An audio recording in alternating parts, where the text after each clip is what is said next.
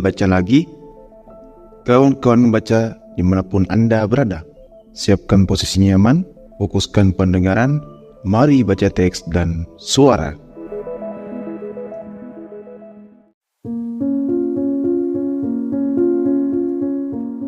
Buku Sapiens, karangan Yuval Noah Harari. Pembahasan Bagian 2, Revolusi Agrikultur Gelombang 6.1 Datangnya Masa Depan.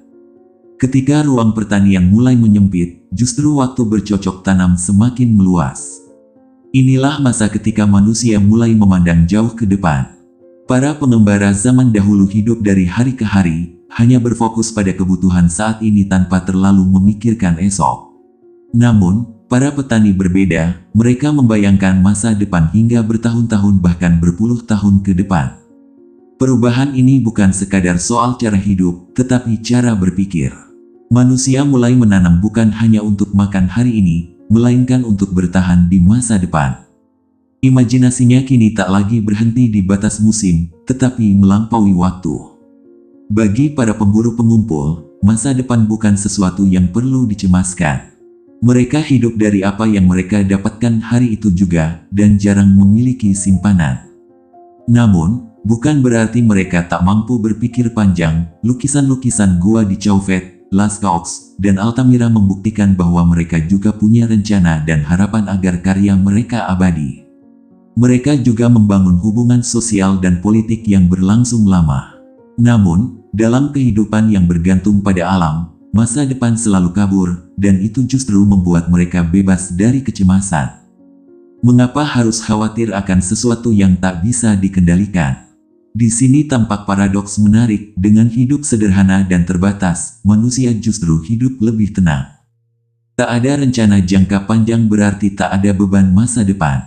Revolusi agrikultur mengubah segalanya. Kini, masa depan menjadi hal yang sangat penting. Para petani hidup dalam siklus musim, menanam berbulan-bulan dan memanen hanya sebentar. Setelah panen selesai dan pesta dirayakan, mereka segera kembali bekerja, menyiapkan musim berikutnya. Meski persediaan cukup untuk waktu dekat, kekhawatiran tetap menghantui. Bagaimana jika tahun depan panen gagal? Mereka hidup dalam ketidakpastian, dihantui kekeringan, banjir, dan wabah yang dapat menghancurkan segalanya. Karena itu, petani harus menanam lebih banyak dari yang mereka butuhkan, demi cadangan di masa sulit yang pasti datang cepat atau lambat. Inilah titik awal munculnya kecemasan manusia modern, ketika hidup mulai dikaitkan dengan perencanaan, tabungan, dan rasa takut akan kehilangan. Petani belajar bahwa masa depan tak selalu berpihak. Sejak itulah, kekhawatiran terhadap masa depan menjadi bagian dari pikiran manusia. Setiap pagi, petani menatap langit, mencari tanda-tanda hujan, membaca arah angin, dan menebak nasib dari bentuk awan. Di wilayah lain, para petani memandangi sungai Efrat, Indus, dan Kuning, berharap airnya naik dengan tepat agar sawah mereka subur.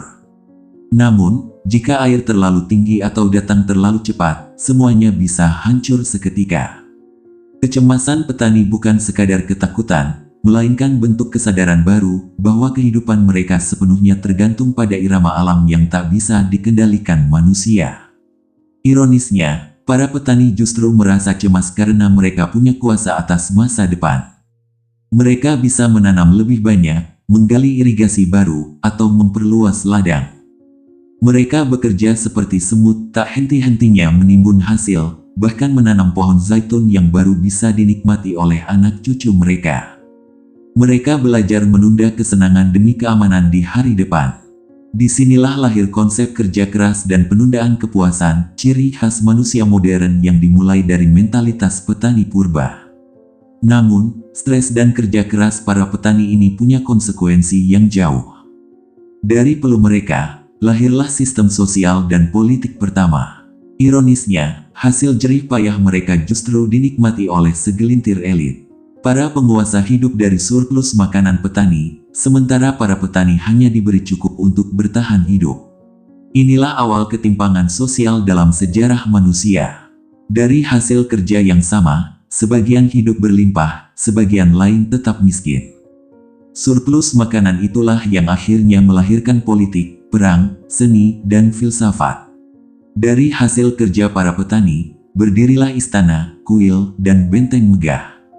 Hingga berabad-abad lamanya, 9 dari 10 manusia di dunia adalah petani, bekerja dari fajar hingga senja. Hasil jerih payah mereka memberi makan sekelompok kecil elit, raja, prajurit, pendeta, seniman, dan pemikir mereka yang kemudian menulis sejarah. Maka benar, sejarah manusia ditulis oleh segelintir orang, sementara sebagian besar lainnya bekerja di ladang, tak tercatat namun menopang segalanya.